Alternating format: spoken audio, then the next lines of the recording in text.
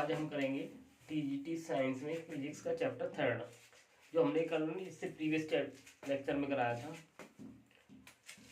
Previous chapter lecture में हमने कराया था आपके पास यानी गति, और गति के उसके बाद हमने कराया था हमने डिस्टेंस यानी दूरी, उसके बाद कराया था विस्थापन, विस्थापन के बाद कराया था आपके पास गति, गति के बाद कराया था आपके पास वेग। उसका नेक्स्ट टॉपिक हमने कराया था इसमें एक समान गति। अब एक समान गति का नेक्स्ट आपके पास रहेगा गैर एक समान गति यानी नॉन यूनिफॉर्म मोशन। एक समान गति को बोलते हैं यूनिफॉर्म मोशन, अब इसे भी आप क्या बोलेंगे, नॉन यूनिफॉर्म मोशन। तो देखिए इसमें डेफिनेशंस क्या होंगी और इसके ग्राफ क्या रहेंगे और क्या क्या चेंजेस रहेंगे। देखिए दोस्तों आपके पास हमने डेफिनेशन लिखी है गैर एक समान गति के लिए, यानी इसे बोलेंगे नॉन यूनिफॉर्म मोशन। तो इसमें बोला है यदि कोई वस्तु समान समयांतराल में यानी सेम टाइम में, सेम समान समय अंतराल में असमान दूरी, दूरी कैसी होनी चाहिए, असमान, टाइम सेम रहे और दूरी कैसी रहे, असमान रहे, तय करती है, तो उसे क्या बोलेंगे, उसे उस वस्तु की गैर एक समान गति कहते हैं, यानी आपके पास नॉन यूनिफॉर्म मोशन कहते हैं। अब ऐसे हम देखिए इसके एग्जांपल कहाँ रहेंगे, हमने डेली लाइफ में हमारे पास यूनिफॉर्म होते हैं कि नॉन यूनिफॉर्म। तो देखिए हम लोग डेली लाइफ में जितनी भी डिस्टेंस ट्रेवल करते हैं वो सारी कैसी होती है, नॉन यूनिफॉर्म, यानी गैर एक समान गति होती है। यानी हमारी हर समय का मतलब डिस्टेंस कवर करने की कैपेसिटी सेम नहीं होती। जैसे हम चलना स्टार्ट करते हैं तब हमारी स्पीड ज़्यादा होती है और धीमे धीमे हमारी स्पीड क्या कम होती चली जाती है, यानी कि टाइम के अकॉर्डिंग पहले हम यानी कि एक मान लो 5 मिनट में ज़्यादा दूरी ट्रेवल करते हैं, नेक्स्ट 5 मिनट में हम देखते हैं हमारी दूरी कम ट्रेवल होती है और नेक्स्ट 5 में और कम होती चली जाती है, धीमे धीमे हमारी स्पीड क्या डिक्रीज होती है। तो हमारी जो गति है कैसी है, नॉन यूनिफॉर्म यानी गैर एक समान गति। पर आपके पास जो प्लेनेट हैं, घड़ियां हैं, ये सब हमारे पास क्या है, ये यूनिफॉर्म यानी एक समान गति से चलती हैं। प्लेनेट है सारे एक समान गति से चलते हैं, पर हम लोग क्या है, नॉन यूनिफॉर्म यानी गैर एक समान गति से चलेंगे। तो इसके लिए हमने कुछ ग्राफ प्लॉट किया हुआ है। तो यहाँ पर ग्राफ में देखें, जैसे हमने यूनिफॉर्म के लिए दिखाया था, यूनिफॉर्म में ग्राफ मिलता है स्ट्रेट लाइन, यहाँ पर हमारे पास नॉन यूनिफॉर्म में ग्राफ क्या था, मिलेगा कर्व। ध्यान रखें ये कर्व ऐसा भी हो सकता है या फिर जिगजैग इस तरीके से भी हो सकता है, तो कोई भी कंडीशन हो सकती है, पर स्ट्रेट लाइन नहीं होगा, यानी सीधी लाइन नहीं बनेगी। तो इसे हम क्या बोलेंगे, नॉन यूनिफॉर्म मोशन, यानी ये ग्राफ रिप्रेजेंट करेगा नॉन यूनिफॉर्म मोशन को। तो इसके बाद हम नेक्स्ट टॉपिक देखेंगे आपके पास वेग, हम पढ़ चुके थे, तो एक समान वेग देखेंगे और एक आपके उसके बाद देखेंगे गैर एक समान वेग। तो नेक्स्ट हेडिंग देखते हैं आपके पास एक समान वेग। देखिए दोस्तों नेक्स्ट हमने लिखा है एक समान वेग, यानी एक समान वेग को बोलते हैं यूनिफॉर्म वेलोसिटी। तो यहाँ पे जब कोई वस्तु समान समयांतरालों में समान विस्थापन यानी समान समय में समान विस्थापन यानी समान डिस्प्लेसमेंट तय करती है, तो उसके वेग को यानी उसके वेग को क्या है, उस वस्तु का क्या बोलते हैं, उसके वेग को क्या बोलेंगे, एक समान वेग कहते हैं। तो उसके वेग को क्या बोलेंगे, एक समान वेग कहते हैं। और एक समान वेग को हमने क्या लिखा है, यूनिफॉर्म वेलोसिटी। अगर यूनिफॉर्म वेलोसिटी के लिए हम ग्राफ प्लॉट करें तो ध्यान रखना, अभी हमने एक समान गति के लिए किया था, तो वहां पर ध्यान रखना विस्थापन की जगह क्या था आपके पास, दूरी, और यार समय की जगह तो समय ही था। तो ध्यान रखें वेग में यहाँ पर विस्थापन होगा और गति में क्या होगा, यहाँ पर आपके पास दूरी होगी। डिफरेंस यही है आपके पास, ग्राफ दोनों का लगभग सेम चलता है। तो यहाँ पर देखिए समय, यहाँ पर हो गया विस्थापन, विस्थापन की यूनिट क्या होती है, मीटर। तो यहाँ पे जो ग्राफ मिलेगा वो स्ट्रेट लाइन मिलेगी, जो स्ट्रेट लाइन रिप्रेजेंट करेगी यूनिफॉर्म वेलोसिटी। और यूनिफॉर्म वेलोसिटी को हमने क्या बोला, एक समान वेग। तो इस तरीके से आपके पास एक समान वेग के लिए डेफिनेशन हो जाएगी और इसका ग्राफ, ये ग्राफ वगैरह एग्जाम में पूछे जाते हैं। तो इसके बाद नेक्स्ट टॉपिक देखेंगे आपके पास गैर एक समान वेग। तो देखिए हमने यहाँ पर एक नेक्स्ट डेफिनेशन लिखी है। तो देखिए यहाँ पर हमने नेक्स्ट डेफिनेशन लिखी है गैर एक समान वेग। गैर एक समान वेग को बोलते हैं नॉन यूनिफॉर्म वेलोसिटी। तो नॉन यूनिफॉर्म वेलोसिटी के लिए डेफिनेशन क्या आएगी, जब कोई वस्तु समान समय अंतराल में असमान दूरी, यानी असमान कैसा होगा, विस्थापन, यानी विस्थापन यहाँ पर अब सेम नहीं हुआ, कैसा होगा, असमान यानी अनइक्वल। उसमें क्या था हमारे पास, इसमें यूनिफॉर्म वेलोसिटी वाले में इक्वल था, यहाँ पर कैसा होगा, अनइक्वल, यानी सेम नहीं होंगे सारे इंटरवल। असमान विस्थापन तय करती है तो उसके वेग को क्या बोलेंगे, एक, यानी गैर एक समान वेग, यानी क्या बोलेंगे, गैर एक समान वेग कहते हैं। और उसका आपके पास ग्राफ कैसा होगा, यहाँ पर समय हो जाएगा, समय की यूनिट होती है सेकंड और विस्थापन की यूनिट होती है मीटर। तो यहाँ पर इसका ग्राफ मिलेगा, धारा का स्ट्रेट लाइन ना मिलकर कैसा मिलेगा, हमेशा कर्व। ये कर्व ऊपर को भी जा सकता है, ऐसे भी जा सकते हैं, या फिर जिगजैग यानी टेढ़ा मेढ़ा भी हो सकता है। तो इस तरीके से हमने यहाँ पर देखा गैर एक समान वेग। इसके बाद नेक्स्ट देखेंगे आपके पास एवरेज स्पीड और एवरेज वेलोसिटी। तो देखिए दोस्तों, नेक्स्ट हमारे पास टॉपिक रहेगा औसत चाल। तो औसत चाल के लिए हमारे पास होता है, यानी इसे बोलते हैं औसत चाल को एवरेज स्पीड। एवरेज स्पीड में क्या है, ऐसे मान लो आपके पास हम किसी डिस्टेंस को ट्रेवल कर रहे हैं, मान लो हमारे घर से किसी ऑब्जेक्ट किसी भी प्लेस तक की डिस्टेंस 5 किलोमीटर है। तो पहले मान लो हमने 1 किलोमीटर डिस्टेंस ट्रेवल की आपके पास 10 मिनट में। नेक्स्ट हमने आपके पास आगे वाली 1 किलोमीटर डिस्टेंस 15 मिनट में। नेक्स्ट हमने 1 किलोमीटर वाली डिस्टेंस 12 मिनट में। नेक्स्ट हमने 1 किलोमीटर डिस्टेंस 30 मिनट में। नेक्स्ट हमने आगे वाली डिस्टेंस 1 किलोमीटर रिमेन जो डिस्टेंस थी वो हमने मान लो 8 मिनट में। यानी अपनी टोटल डिस्टेंस यानी S1 S2 plus S3 plus S4 यानी सारी डिस्टेंस को हम ऐड करेंगे और टोटल टाइम मान लो पहला 10 मिनट था, फिर 12, फिर हमने 14, फिर 20, यानी सारे टाइम को फिर ऐड कर लेंगे। यानी टोटल डिस्टेंस में हम अगर टोटल टाइम का हम डिवाइड देंगे तो हमें क्या मिलेगी, औसत चाल मिल जाएगी। क्या मिल जाएगी, औसत चाल। तो वही डेफिनेशन में लिखा हुआ है, जब कोई वस्तु विभिन्न दूरियां, यानी जब कोई वस्तु विभिन्न दूरियां यानी S1 S2 S3 कुछ भी हो सकती है। जब कोई वस्तु विभिन्न दूरियां को विभिन्न समय में यानी विभिन्न यानी T1 T2 T3 विभिन्न समय में तय करती है तो उसकी चाल को क्या बोलते हैं, औसत चाल कहते हैं। तो उसकी चाल को क्या बोलेंगे, औसत चाल। तो औसत चाल का फॉर्मूला हो जाएगा कुल दूरी अपॉन कुल समय। तो फॉर्मूले यानी इसी फॉर्मूले को कुल दूरी को हमने मान लो हमने ये इंटरवल बना रखे हैं यहाँ से यहाँ तक के लिए, ए से लेकर बी के लिए। तो पहला इंटरवल आपका S1 का था, ये S2 का था, ये S3 का और ये S4 का। इसका टाइम T1 था, इसका टाइम T2, इसका T3 और ये T4। तो सभी डिस्टेंस टोटल डिस्टेंस क्या है, S1 S2 S3 S4 सभी को ऐड करेंगे और टाइम क्या T1 T2 T3 सभी को डिवाइड कर देंगे। तो हमें इस तरीके से क्या मिल जाएगी, एवरेज औसत यानी कि एवरेज स्पीड मिल जाएगी, यानी कि औसत चाल। तो इसके बाद नेक्स्ट हम करेंगे आपके पास औसत वेग। हेलो दोस्तों, नेक्स्ट देखें हमने औसत वेग की डेफिनेशन लिखी। ध्यान रखें, औसत वेग की जो डेफिनेशन यानी कि एवरेज वेलोसिटी की जो डेफिनेशन है, यानी इससे पहले हमने एवरेज स्पीड के लिए देखी थी, उससे थोड़ा अलग होती है डेफिनेशन। ध्यान रखें, इसमें यह होता है किसी वस्तु का प्रारंभिक वेग और अंतिम वेग का माध्य, यानी प्रारंभिक वेग और अंतिम वेग को दोनों को जोड़ें और 2 से डिवाइड कर दें तो हमें क्या मिल जाएगा, औसत यानी एवरेज वेलोसिटी मिल जाएगी, यानी औसत वेग। तो हमने यहाँ लिखा है औसत वेग इज इक्वल टू प्रारंभिक वेग प्लस अंतिम वेग डिवाइडेड बाय 2। प्रारंभिक वेग को रिप्रेजेंट करते हैं स्मॉल u से और अंतिम वेग को रिप्रेजेंट करते हैं स्मॉल v से। तो हमने फॉर्मूला लिखा है औसत वेग is equal to u plus v divided by 2।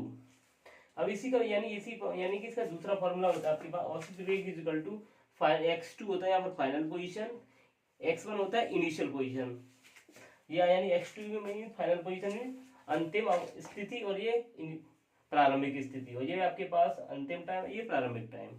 तो ये इस फॉर्मूले को भी यूज कर लेते हैं, यानी औसत वेग की ये दोनों फॉर्मूले रहेंगे। इसके बाद हम देखेंगे आपके पास एवरेज स्पीड के कुछ केस, जिससे रिलेटेड आपके पास एग्जाम में क्वेश्चंस आते हैं। देखिए दोस्तों, यहाँ पर हमने औसत चाल के कुछ 2 स्पेशल केस लिखे हुए हैं। पहला केस आपके पास, जब कोई वस्तु कुल दूरी की आधी दूरी को v1 चाल से बस शेष दूरी को v2 चाल से तय करती है, तब औसत दूरी का फॉर्मूला रहेगा आपका 2v1 v2 upon v1 plus v2। यानी कि आपके पास ये टोटल डिस्टेंस दे रखी है आपके पास कितने 10 मीटर, और ए से बी तक आपके पास कोई ऑब्जेक्ट जा रहा है, जहाँ पहली यानी 5 मीटर डिस्टेंस और नेक्स्ट आगे की 5 मीटर डिस्टेंस। यानी आपके पास पहली 5 मीटर डिस्टेंस मान लो v1 वेलोसिटी से कितनी V1 वेलोसिटी से कवर कर रहा है, ये आपके V2 वेलोसिटी से। तो इसका एवरेज निकालने का ये फॉर्मूला यूज किया जाएगा। ध्यान रखें हाफ हाफ डिस्टेंस कैसी होनी चाहिए, हाफ हाफ इंटरवल में हो, तभी आपके पास ये फॉर्मूला एप्लीकेबल होगा। ध्यान अगर हाफ हाफ इंटरवल में नहीं है तो इससे पहले भी जो हमने एवरेज और सब चाल के लिए फॉर्मूला यूज किया तो वो लगाना पड़ेगा। अगर आपके इक्वल इंटरवल में यानी दो पार्ट में इक्वल पार्ट में ब्रेक हो रही है डिस्टेंस अलग अलग स्पीड से, तो ये वाला फॉर्मूला यूज करेंगे। सेकंड केस देखें, जब कोई वस्तु प्रथम एक तिहाई दूरी को v1 चाल से, अगली एक तिहाई दूरी को v2 चाल से व अंतिम एक तिहाई दूरी को v3 चाल से तय करती है, तो औसत चाल, यानी हमने यहाँ पर एक डायग्राम बना रहा हूं, ये ए से बी के लिए पहली डिस्टेंस मान लो आपके पास ये x है, ये हमने y, तो पहली डिस्टेंस यानी ये v1 से कवर कर रहा है, ये v2 से और ये v3 से। तो पहला इंटरवल ये, नेक्स्ट इंटरवल ये और ये नेक्स्ट। तो अगर ये तीन अलग अलग इंटरवल है, तीनों इंटरवल क्या सेम है और इनकी वेलोसिटी क्या अलग अलग है, तब औसत निकालने का फॉर्मूला ये वाला यूज करेंगे, यानी 3v1 v2 v3 divided v1 v2 plus v2 v3 plus v3 v1। तब इस फॉर्मूले से औसत चाल हम निकालेंगे। तो इस तरीके से औसत चाल वाले पार्ट हमारे पास खत्म होते हैं। अब इसके बाद नेक्स्ट टॉपिक देखेंगे इसी में। हेलो दोस्तों, नेक्स्ट देखिए हमने टॉपिक लिखा हुआ है एक विमीय गति यानी वन डायमेंशनल मोशन। यानी वन डायमेंशनल मोशन कौन से होते हैं, जैसे आपके पास तीन डायमेंशनल होती है, आपके एक्स वाई और जेड। अगर कोई वस्तु आपके पास तीन में से सिर्फ एक ही दिशा में अगर गति करती है, तीन में से सिर्फ एक ही दिशा में गति करती है और समय के अनुसार अपनी पोजीशन लगातार चेंज कर लेती है, तो उसे हम क्या बोलेंगे, एक विमीय गति। क्या बोलेंगे, एक विमीय गति। तो देखिए हमने यहाँ पे इसकी डेफिनेशन लिखी है एक विमीय गति। जब कोई वस्तु गति करती है तो वो सिर्फ तीन दिशाओं में से सिर्फ एक ही दिशा में अपनी स्थिति समय के अनुसार बदलती है, तो उसकी गति को एक विमीय गति कहते हैं। तब उसकी विमीय गति को क्या बोलेंगे, एक विमीय गति, यानी कि वन डायमेंशनल मोशन। जैसे आपके पास रेलगाड़ी, अगर रेलगाड़ी आपके पास एक स्ट्रेट यानी एक सीधी लाइन में अगर चल रही है, फॉरवर्ड जाए चाहे बैकवर्ड, ध्यान रखें अगर कोई बॉडी फॉरवर्ड जाए या फिर बैकवर्ड, तो वो वन डायमेंशनल मोशन में रहेगी सिर्फ स्ट्रेट लाइन के लिए। जब कोई गाड़ी सिर्फ सीधी या तो आगे की तरफ जाए या फिर पीछे की तरफ सिर्फ स्ट्रेट लाइन में हो, तो उसे हम बोलेंगे वन डायमेंशनल मोशन। जैसे आपके पास रनवे पर हवाई जहाज लैंडिंग करे आपके पास या फिर टेक ऑफ करे, तो दोनों कंडीशन में स्ट्रेट चलता है, तो वहां पर आपकी मोशन कैसे होंगे, इसके वन डायमेंशन। सिर्फ रनवे वाली कंडीशन में उड़ते समय या फिर मतलब लैंडिंग करते समय नहीं, ये कंडीशन होगी ज्यादा। तो अगर कोई बॉडी सिर्फ स्ट्रेट डायरेक्शन में सीधे चल रही है, फॉरवर्ड चले या फिर बैकवर्ड, तो उसकी गति कैसी होगी, एक विमीय यानी वन डायमेंशनल मोशन होगी। तो इसके बाद नेक्स्ट देखेंगे हम टू डायमेंशनल मोशन। तो नेक्स्ट हम देखें, हमने यहाँ पर लिखा है दो विमीय गति यानी टू डायमेंशनल मोशन। जब कोई वस्तु यानी टू डायमेंशनल मोशन में क्या होगा, कोई वस्तु अगर आपके पास तीन स्थिति यानी कि तीन डायरेक्शन में से सिर्फ दो ही डायरेक्शन में अपनी स्थिति चेंज कर रही है, सिर्फ तीन डायरेक्शन यानी तीन दिशाओं में से सिर्फ दो ही दिशाओं में अपनी स्थिति को समय के अनुसार चेंज कर पा रही है, तो उस टाइप की गति को हम क्या बोलेंगे, आपके पास दो विमीय गति यानी टू डायमेंशनल मोशन। तो हमने डेफिनेशन लिखी है, जब कोई वस्तु गति करती है तो सिर्फ तीन दिशाओं में से दो ही दिशाओं में अपनी स्थिति समय के अनुसार बदलती है, तो उसकी गति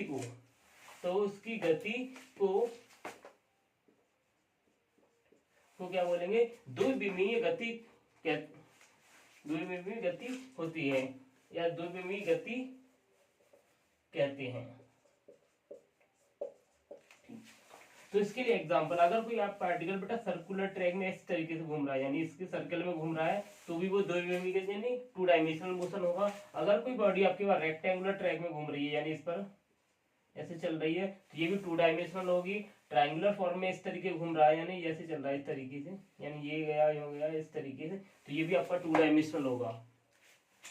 या फिर आप रोड पर इस तरीके से चले जा रहे हैं इस तरीके के घूमते हुए, ये भी आपका टू डायमेंशनल होगा। अगर रोड पर आप ऐसे चल रहे हैं तो ये वन डायमेंशनल, सीधे इस तरीके से चले जा रहे हो तो ये टू डायमेंशनल होगा। वापस आ रहे हैं ऐसे सीधे चले जा रहे हो तो ये वन डायमेंशनल है यानी वन डायमेंशनल हो जाएगा। ये भी वन डायमेंशनल हो जाएगा, ये आपके पास टू डायमेंशनल, ये भी टू डायमेंशनल हो जाएगा, ये भी टू डायमेंशनल हो जाएगा, ये भी टू डायमेंशनल। ये आपके पास सब दो दिशी गति है, टू डायमेंशनल मोशन में आएंगी। तो हम देखेंगे थ्री डायमेंशनल क्या होगी। तो नेक्स्ट टॉपिक रहेगा आपके पास त्रिविमीय गति। तो दोस्तों नेक्स्ट देखेंगे आपके पास त्रिविमीय गति यानी थ्री डायमेंशनल मोशन। तो इसमें क्या, जब कोई वस्तु मोशन करे और तीन दिशाओं में से तीनों ही दिशा में वो अपनी स्थिति चेंज करती रहे समय के अनुसार, तो उस टाइप की गति को हम क्या बोलेंगे, त्रिविमीय गति। तो हमने डेफिनेशन लिखा हुआ है, जब कोई वस्तु गति करती है तो वो सिर्फ तीनों ही दिशाओं में अपनी स्थिति समय के अनुसार बदलती है, तो उसकी गति को हम क्या बोलेंगे, त्रिविमीय गति। यानी क्या बोलेंगे, त्रिविमीय गति यानी थ्री डायमेंशनल मोशन। अब थ्री डायमेंशनल मोशन के एग्जांपल कहाँ देंगे अपन, यानी अगर आसमान में हवाई जहाज उड़ रहा है तो वो लेफ्ट डायरेक्शन में जा सकता है, राइट डायरेक्शन में जा सकता है, अपवर्ड डायरेक्शन में जा सकता है, डाउनवर्ड डायरेक्शन में जा सकते हैं, यानी तीनों दिशा में जाने के लिए फ्री है। तो उड़ता हुआ वायुयान, चिड़िया जब आकाश में उड़ती है वो भी तीनों डायरेक्शन में जाने के लिए फ्री है, जब लेफ्ट डायरेक्शन में, राइट डायरेक्शन में, अपवर्ड डाउनवर्ड तीनों डायरेक्शन कहीं भी जा सकती हैं, और फॉरवर्ड भी। तो ये भी आपके थ्री डायमेंशनल। मक्खी यानी घरों में जो मक्खियां होती हैं, मच्छर होते हैं, पतंग, ये सब आपके पास थ्री डायमेंशनल मोशन यानी त्रिविमीय गति करते हैं। तो ये हमने आपके पास one dimensional, two dimensional, three dimensional, uniform, non uniform, speed and velocity complete की। तो इसके बाद नेक्स्ट रहेगा आपके पास टॉपिक, इसके बाद नेक्स्ट टॉपिक देखेंगे तात्क्षणिक चाल यानी इसे इंग्लिश में बोलते हैं instantaneous speed. Instantaneous speed means यानी आपके पास जैसे हम गाड़ी चला रहे हैं, और जैसे आप लोग गाड़ी चला रहे हैं और गाड़ी चला रहे हैं, मान लो सपोज करें अभी घड़ी में आप गाड़ी चलाते समय हमने देखा घड़ी का टाइम, मान लो सुबह के 10:10 और 15 यानी इतना टाइम हो रहा है, सुबह के 10:10 और 15 का टाइम हो रहा है। तब हमने गाड़ी का मीटर देखा और मीटर में हमने देखा गाड़ी की जो स्पीड आ रही थी वो 55 किलोमीटर पर आवर्स पे मीटर चल रहा था। उसके बाद जैसे हमने आपके पास टाइम देखा 10:10 और 16 पर, तो हमने गाड़ी का जो मीटर देखा वो आपके पास दिखा रहा था 60 किलोमीटर पर आवर्स। यानी किसी क्षण, यानी गाड़ी कंटिन्यूसली रनिंग कर रही है और किसी क्षण जो गाड़ी की स्पीड होगी उसे बोलेंगे तात्क्षणिक स्पीड। यानी क्या बोलेंगे, तात्क्षणिक स्पीड। तो किसी क्षण वस्तु द्वारा प्राप्त चाल को उसकी तात्क्षणिक चाल कहते हैं। यहाँ पर डेल्टा टी टेंड्स टू 0। तो तात्क्षणिक चाल का फॉर्मूला रहेगा limit delta T tends to 0 delta S upon delta T. ध्यान रखिए इस फॉर्मूले का यूज कहां पर किया जाता है, अगर आपके पास कहीं डिस्टेंस दे रखी हो 3t² प्लस 5t प्लस 2, तो यहाँ पर आपको अगर पूछा जाए स्पीड क्या रही है इसकी तात्क्षणिक चाल, तो यहाँ पर इसे डिफरेंशिएशन कर देंगे ds अपॉन dt, और ये आपके पास हो जाएगा 6t और ये हो जाएगा 5। और अगर t का टाइम दे रखा t इक्वल टू 2 सेकंड के लिए, तो यहाँ पर वैल्यू लगा देंगे, तो ये क्या होगा ds upon dt equal to यानी 6 × 2 और ये 5 कितना हो जाएगा आपके 12 और 17 मीटर पर सेकंड। तो इस तरीके से आपकी क्वेश्चन सॉल्व करने के लिए एग्जाम में बहुत ज्यादा पूछ जाता है, रेलवे वगैरह में, इसमें भी आपके पास टीजीटी में भी ऐसे क्वेश्चन आते हैं और पीजीटी में भी। तो यहाँ पर ये आपके पास तात्क्षणिक चाल के इससे रिलेटेड आपको क्वेश्चन मिलेंगे सॉल्व करने के लिए। इसके बाद हम देखेंगे तात्क्षणिक वेग। नेक्स्ट देखिए, नेक्स्ट टॉपिक लिखा है तात्क्षणिक वेग यानी इंस्टेंटेनियस वेलोसिटी। जैसे हमने अभी तात्क्षणिक चाल देखी थी, जैसे तात्क्षणिक वेग रहेगा किसी वस्तु की किसी क्षण, यानी कोई वस्तु आपके पास किसी पाथ पर चल रही है, तो उस किसी क्षण उसके पथ के किसी बिंदु पर, किसी क्षण उसके पथ यानी जिस पाथ पर चल रही है उसके किसी बिंदु पर उसका जो वेग होगा उसे बोलेंगे तात्क्षणिक वेग। जैसे हमने तात्क्षणिक वेग के लिए हमने कहा है v equal to limit delta t tends to 0। ये डेल्टा t टेंड्स टू क्या होगा, यहाँ पर 0 होगा, और फॉर्मूला हो जाएगा delta x upon delta t। ध्यान रखें तात्क्षणिक वेग हो आपके पास, तात्क्षणिक चाल हो आपके पास, यूनिफॉर्म स्पीड हो, यूनिफॉर्म वेलोसिटी हो, नॉन यूनिफॉर्म स्पीड हो, नॉन यूनिफॉर्म वेलोसिटी हो, सभी की यूनिट सेम होती है यानी कि मीटर पर सेकंड। यहाँ पर भी मीटर पर सेकंड ही होगी, ध्यान रखना यूनिट चेंज नहीं होगी इनकी सभी की। अब इसे हमें कन्वर्ट करना, देखें क्वेश्चंस आपको आते हैं बहुत सारे, मीटर पर सेकंड को किलोमीटर पर आवर्स में, किलोमीटर पर आवर्स को मीटर पर सेकंड में किस तरीके से कन्वर्ट हम कर सकते हैं। तो देखिए दोस्तों, यहाँ पर हमने कुछ एग्जांपल लिख रहे हैं। अगर आपके पास 18 किलोमीटर पर आवर्स दे रखा है, तो इसे हमें बदलना है आपके पास किसमें, मीटर पर सेकंड में। यानी मीटर पर सेकंड में इसकी वैल्यू क्या होगी। तो हमने देखा आपके पास 18 लिखा हुआ है, ये लिखा है हमने किलोमीटर, और किलोमीटर को अगर मीटर में कन्वर्ट करेंगे तो हमें क्या लिखना पड़ेगा, यानी 1 किलोमीटर इक्वल टू, आप लोगों ने पढ़ा होगा 1000 मीटर। यानी किलोमीटर लिखा वहां पर हमें क्या लिखना है, 1000 मीटर, ठीक। और यहाँ पर लिखा है आवर्स, तो आप लोगों ने पढ़ा होगा 1 आवर्स इक्वल टू 3600 सेकेंड्स। तो यहाँ पर लिख लेंगे हम 3600 सेकेंड। तो देखो 2 जीरो से 2 जीरो कट जाएंगे, और ये 2 से इसे काटेंगे, ये 5 और 2 से काटेंगे इसे 18। यानी हमें क्या मिला, 18 इंटू 5/18, और ये बच गया क्या, मीटर पर सेकंड। यानी किलोमीटर पर सेकंड को हम इस तरीके कन्वर्ट करेंगे तो 18 से 18 कट जाएगा, तो हमें क्या वैल्यू मिलेगी आपके पास 5, यानी क्या हो जाएगा 5 मीटर पर सेकंड। यानी हम इसे क्या ले सकते हैं, यानी 1 किलोमीटर पर आवर्स को अगर हम मीटर पर सेकंड में लिखेंगे कन्वर्ट करके, तो हमें क्या लिखना पड़ेगा 5/18 मीटर पर सेकंड। यानी 1 किलोमीटर पर आवर्स को अगर हम मीटर पर सेकंड में लिखना है तो हमें क्या लिखना पड़ेगा 5/18। अगर आपके पास 1 मीटर पर सेकंड लिखा हुआ है, तो इसे किलोमीटर में अगर लिखना है तो हमें लिखना पड़ेगा 18/5 किलोमीटर पर आवर्स। ध्यान रखना, ये काफी ज्यादा इंपॉर्टेंट है जो कन्वर्ट करने के लिए पर्पज से यूज किए जाएंगे। तो इस तरीके से हमने ये पार्ट किया। इसके बाद कल त्वरण, यूनिफॉर्म त्वरण और आपका नॉन यूनिफॉर्म त्वरण, उसके बाद हम इसकी आगे करेंगे आपके पास प्रोजेक्टाइल्स और सापेक्षिक गति। उसके बाद ये चैप्टर आपका खत्म हो जाएगा। फिर इससे रिलेटेड हम प्रेस्टिज क्वेश्चंस करेंगे। अगर आप लोगों को आज का सेशन अगर अच्छा लगा हो तो वीडियो को लाइक करें, सब्सक्राइब करें एंड शेयर करें। Thank you watching the video.